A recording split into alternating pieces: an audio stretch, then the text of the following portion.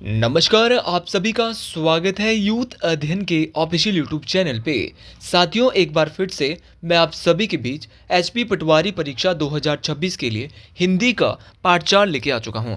Part 4 का जो पहला क्वेश्चन है कि कौन सी व्यवस्था व्याकरण का अंग नहीं है। तो ऐसी कौन सी व्यवस्था है जो व्याकरण का अंग नहीं है? तो ऑप्शन नंबर बी यहाँ पे बिल्कुल सही हो जाएगा। देखिए, जो अक्षर व्यवस्था है वो आपके व्याकरण का अंग नहीं है। अच्छा, ऑप्शन में जो यहाँ पे शब्द व्यवस्था है, वर्ण व्यवस्था है और पद व्यवस्था है, ये तीनों की तीनों व्यवस्था आपका व्याकरण का अंग है।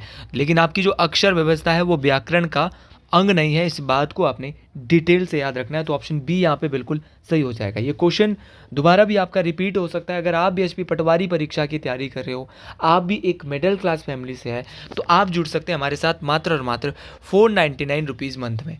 हम देने वाले आपको 499 में लाइव प्लस रिकॉर्डेड क्लासेस। जो क्लास लाइव होगी वो आप रिकॉर्डेड भी देख सकते हैं। साथ में आपको एवरी सैटरडे वीकली टेस्ट रहने वाला है। तो अगर आप हमारे बैच के साथ जुड़ना चाहते हैं, 7876145409, हर एक सब्जेक्ट के लिए अलग अलग टीचर रहने वाला है। बहुत ही डिटेल से आपको थ्योरी वाइज वहाँ पे पढ़ाया जा रहा है। साथियों, अगला क्वेश्चन है कि मानक भाषा का प्रयोग करते हैं। देखिए, बात करें मानक भाषा की, तो मानक भाषा का जो यहाँ पे प्रयोग करते हैं वो आपके शिष्ट और सुशिक्षित लोग करते हैं। तो ये क्वेश्चन पूछा जाता है कि जो मानक भाषा होती है, आपकी जो स्टैंडर्ड लैंग्वेज होती है, उसका प्रयोग कौन करेंगे? तो मतलब कि इसका करेंगे जो शिष्ट लोग होंगे और सुशिक्षित लोग होंगे, वही यहाँ पे मानक भाषा का प्रयोग करते हैं। मतलब मानक भाषा की अगर मैं बात करूँ तो वो किसी भाषा का ये वो रूप है जिसे व्याकरण के अनुसार एक निश्चित पैमाने पर लिखा या बोला जाता है। तो ये बात आपको डिटेल से याद रखना है कि हिंदी की वो कौन सी भाषा है जिसे व्याकरण के अनुसार एक निश्चित पैमाने पर लिखा या बोला जाता है। तो साथियों, ये है हमारी कौन सी मानक भाषा। ये बात आपको डिटेल से याद रखनी है। अगला क्वेश्चन है कि सुमेलित कीजिए। भाई, आपको सही का यहाँ पे मिलान करना है, आपको सुमेलित करना है कि कौन सा सही है कौन सा गलत है। अब आपको यहाँ पे सुमेलित करना है कि सही कौन सा है इन सब में से। तो देखो, योर और ल वो अंतस्थ व्यंजन तो योर और ल वो है, लेकिन भाई यहाँ पे जो सौ है वो आपका यहाँ पे अंतस्थ व्यंजन नहीं है। योर और ल है, लेकिन यहाँ पे वो आना था, वो हमारे क्या हो जाते चार अंतस्थ व्यंजन। तो कल के लिए अगर आपसे अंतस्थ व्यंजन पूछेंगे तो अंतस्थ व्यंजन कौन से होते हैं? तो अंतस्थ व्यंजन होते हैं आपका य र ल व। ये बात आपको डिटेल से याद रखना है। दूसरा है आपका स्पर्श व्यंजन।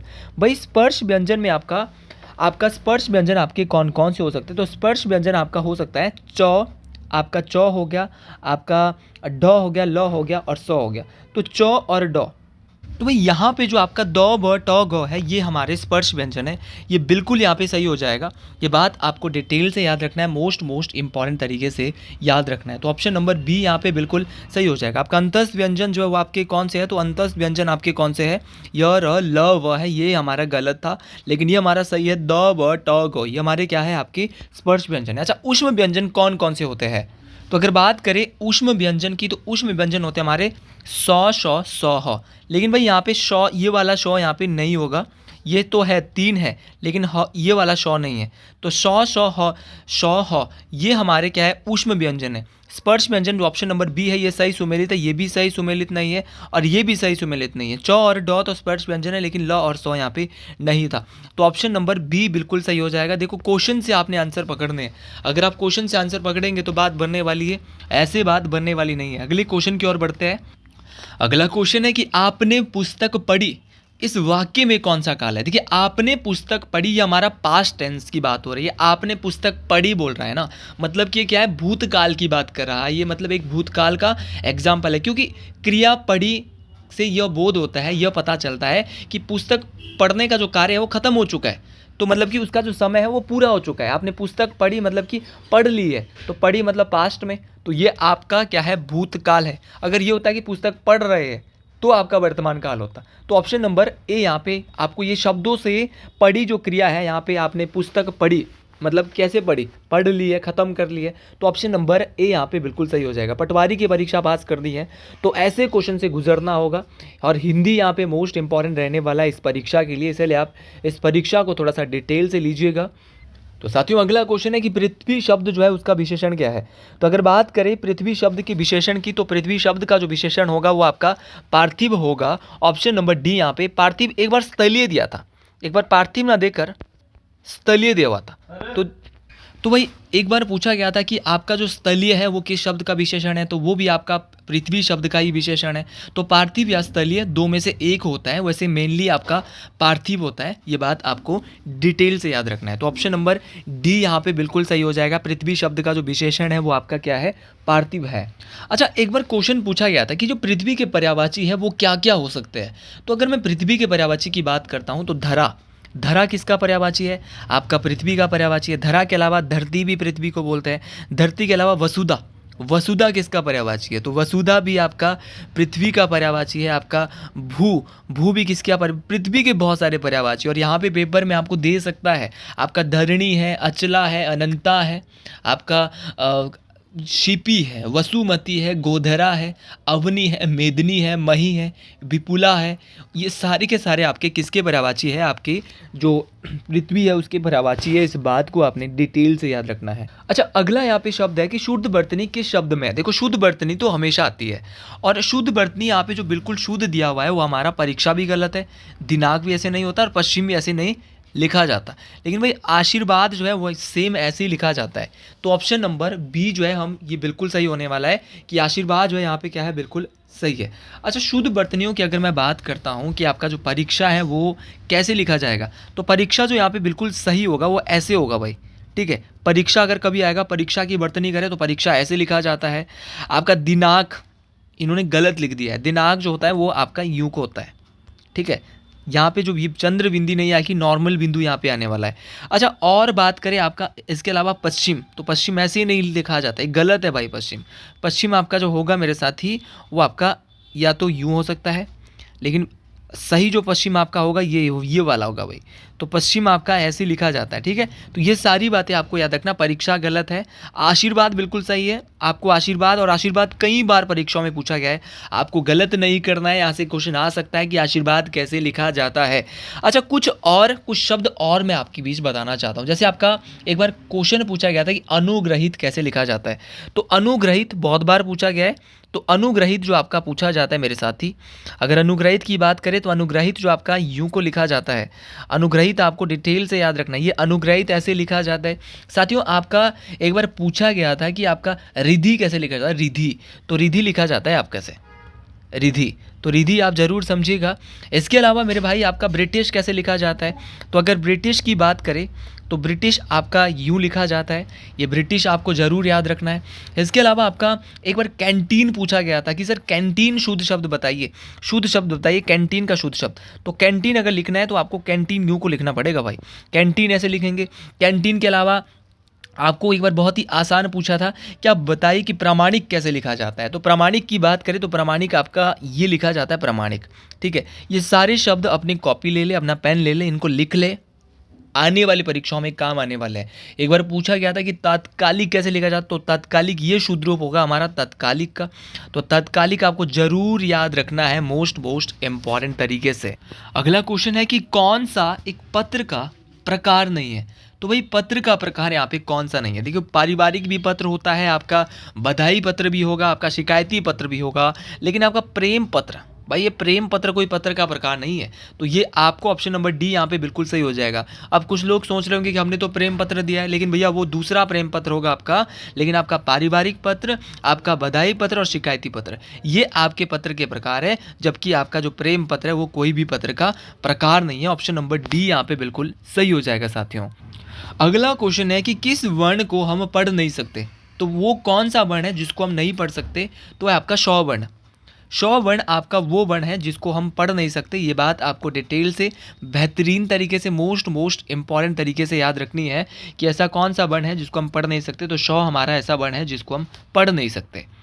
साथियों, अगला क्वेश्चन है कि पलूत स्वर क्या है या पलूत क्या है। तो पलूत की बात करें तो पलूत जो है आपका मेरे साथ ही आपका एक स्वर का भेद है। तो एक स्वर का भेद है पलूत। अच्छा, पलूत एक स्वर का भेद है। अब आप ये बताइए ये किस स्वर के भेद है। तो आपको देखिए जो आपका पलूत है ये 3 प्रकार के आपके उच्चारण के आधार पर जो आपके स्वरों का वर्गीकरण है वो उच्चारण के आधार पर जो है वो 3 प्रकार के होते हैं। हर्षव स्वर होते हैं, दीर्घ स्वर होते हैं और आपके पलूत स्वर होते हैं।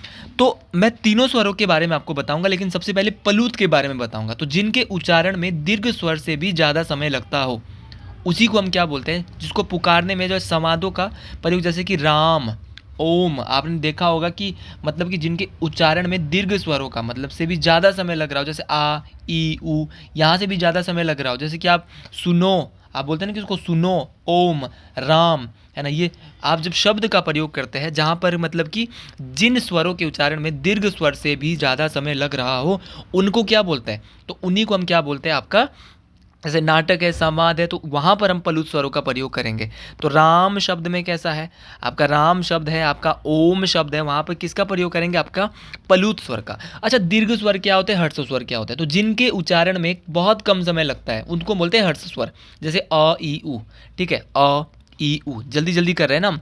उसी प्रकार आपका दीर्घ, दीर्घ क्या है, तो जिनके उच्चारण में हर्षों से ज़्यादा लग रहा है, जैसे कि आ में तो अ में कम लग, आ में ज़्यादा लग रहा है, ई, उ, ए, आई, तो इसमें लग रहा है थोड़ा समय, ये है हमारा दीर्घ। तो जिस स्वर में आपका थोड़ा हर्षों से ज़्यादा समय लगे उसको दीर्घ बोलते हैं। और प्लुत स्वर कौन सा होता है, तो जिनके उच्चारण में दीर्घ स्वर से भी अधिक समय लगता है, या किसी को पुकारने या नाटक समादों में जिसका प्रयोग किया जाता है उसको क्या बोलते हैं, प्लुत स्वर। तो तीनों प्रकार के स्वर हमने डिटेल से पढ़ लिए हैं, ठीक है। ये सारी बातें बहुत बहुत इंपॉर्टेंट है, ये सारी की सारी बातें परीक्षाओं में पूछी जाती है। अच्छा, जीभ के आधार पर भी स्वर होते हैं, जैसे कि अग्र स्वर है, मध्य स्वर है और पश्च स्वर है। अच्छा, जीभ के आधार पर स्वर कितने प्रकार के होते हैं, 3 प्रकार के। कौन कौन से, अग्र स्वर, मध्य स्वर और पश्च स्वर। अग्र स्वर कौन से होते हैं, अग्र होता है मतलब कि जिन स्वरों के उच्चारण में जीभ का अगले वाला हिस्सा काम करता है, जैसे कि ई, इमली, बड़ी ई, ए, आई, तो जब जीभ का अगला हिस्सा जिन स्वरों के उच्चारण में काम करता है उसको क्या बोलते हैं, अग्र स्वर बोलते हैं। अच्छा, मध्य स्वर कौन से होते हैं, तो जिन स्वरों के उच्चारण में जीभ का बीच वाला मध्य भाग काम करता है, जैसे आवाज निकालिए, मध्य से आएगी, ठीक है। और उसी प्रकार आपका पश्च स्वर, तो जिन स्वरों के उच्चारण में जीभ का पीछे वाला भाग काम करता है, जैसे आ, उ, पीछे से आवाज आ रही है, औ, है ना, आ, तो ये सारी की सारी आपकी कहाँ से आ रही है, तो 3 प्रकार के स्वर जीभ के आधार पर होते हैं। अच्छा, उच्चारण व मात्रा के आधार पर होते हैं 3 प्रकार के, ह्रस्व, दीर्घ और प्लुत। और जीभ के आधार पर होते हैं अग्र, मध्य और पश्च। अग्र होते हैं जहाँ पे जीभ का आगे वाला हिस्सा काम करता है, जैसे कि छोटी ई है, बड़ी ई है, ए है, बड़ा ए, छोटा ए है, बड़ा ए है। और मध्य स्वर होते हैं जिन स्वरों के उच्चारण में जीभ का मध्य भाग काम करता है।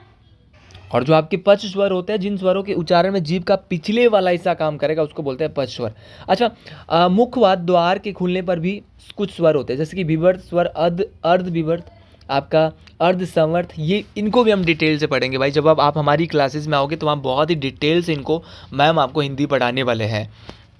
अगला क्वेश्चन है कि सरोज स्मृति शोक गीत के लेखक कौन है, तो सरोज स्मृति शोक गीत के जो लेखक है वो आपके सूर्यकांत त्रिपाठी निराला है।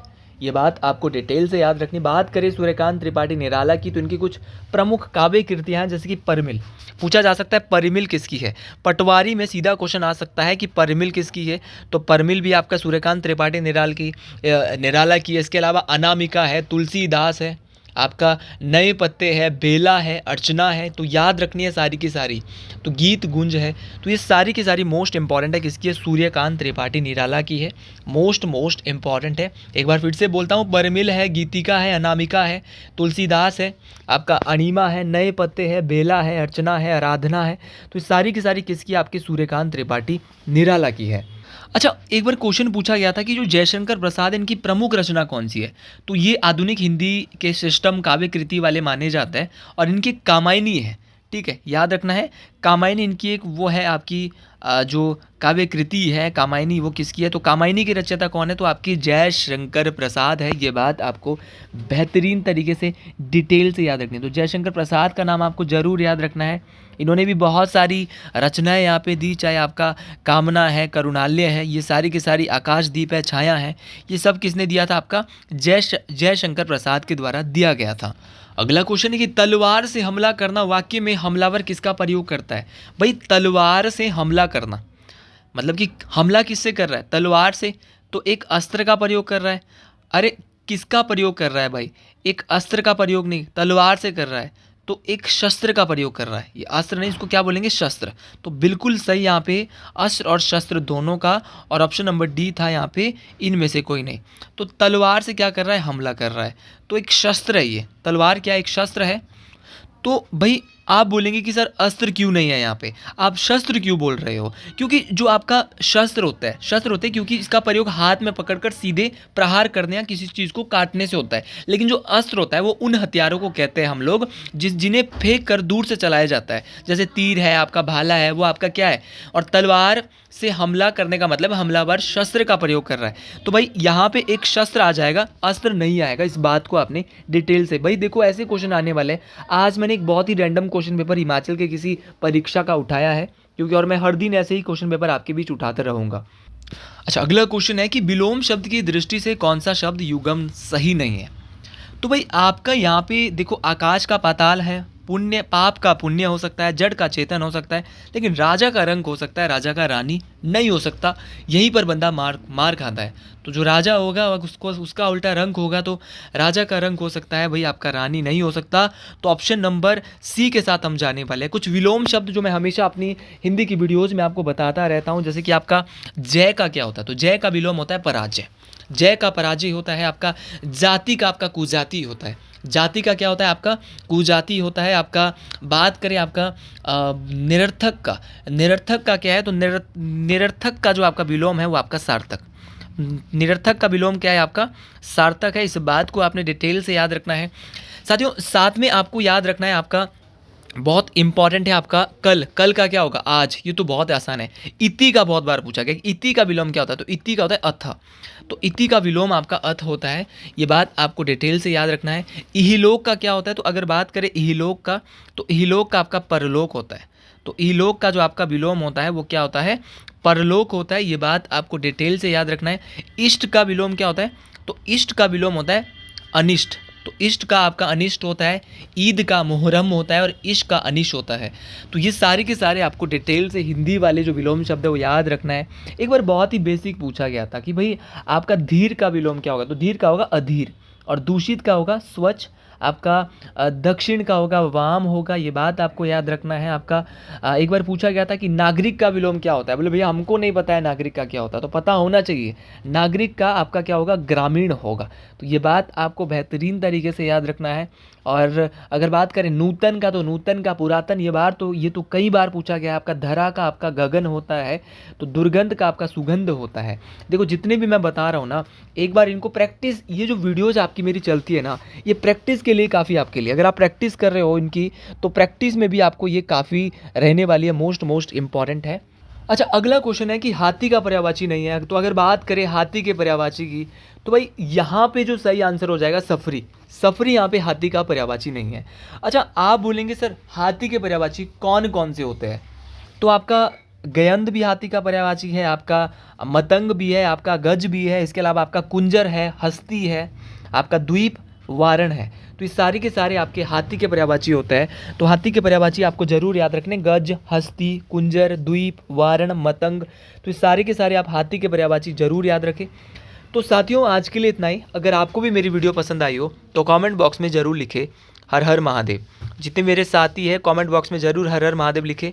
और जितने मैं आपको बताता रहता हूँ इन वीडियोस को आप ज़रूर सुनिए, इन वीडियोस को ज़रूर शेयर करिए। और अगर आप भी हमारे बैच के साथ ज्वाइन होना चाहते हैं, जहाँ पे आपको थ्योरी वाइज बहुत डिटेल से पढ़ाया जा रहा है, तो 7876145409 पे आप कॉन्टैक्ट कर सकते हैं। सभी को हर हर महादेव। और माफ़ी चाहूँगा थोड़ा आज थोड़ा सा ठंड की वजह से यहाँ पे ज़्यादा अच्छे से इस वीडियो पे यहाँ पे बोल नहीं पाए, लेकिन फिर भी कोशिश करिए कि अपना 101% दूँ।